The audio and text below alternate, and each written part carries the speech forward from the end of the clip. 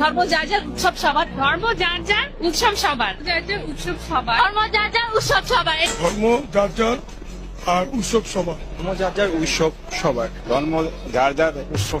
আজ পর্যন্ত কোনদিন মুসলমানদের উৎসব শবে বরাত একটা হিন্দু মসজিদে দেখার জন্য আসলো না।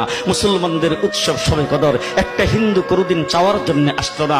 মুসলমানদের উৎসব রমজান মাসের রোজা একটা হিন্দু কোনদিন তোমার সাথে সমাজ করার জন্য রাখলো না। একটা হিন্দু কোনদিন তোমার ঈদের নামাজে আসলো না।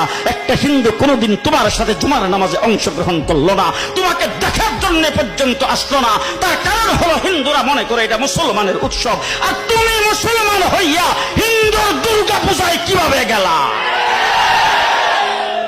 তোমার কি হয়ে গেল? তোমার কি লজ্জা শরম তুমি দয়ে ফেলে দিয়েছো? তোমার কি কোনো লজ্জা শরম নাই? লজ্জা শরম নাই? আবার কি সুন্দর বলতেছ, ধর্ম যার যার উৎসব সবাই। হাই হাই হাই, ও মুসলমান যুবকেরা ভালো করে শোনো, ধর্ম যার যার উৎসব সবার, তাইলে বিয়া যার যার বউ তো সবার। জি, বিয়ে যার যার বউ সবার, পুষ্কুনি যার যার মাছ সবার, গাছ যার যার ফল সবার, ক্ষেত যার যার ফসল সবার, দোকান যার যার মাল সবার। এখন ঘুমাইছে কি কথা বলেন না কেন? তাহলে আমার দোকানের মাল যদি আমার হয়, আমার ক্ষেতের ফসল যদি আমার হয়, আমার গাছের ফল যদি আমার হয়, আমার গাছের নারিকেল যদি আমার হয়, আমি বিয়ে করলে বউ যদি আমার হয়, মুসলমান আমার পুষ্কুনির মাছ যদি আমার হয়, তাইলে ধর্ম যার উৎসব তার।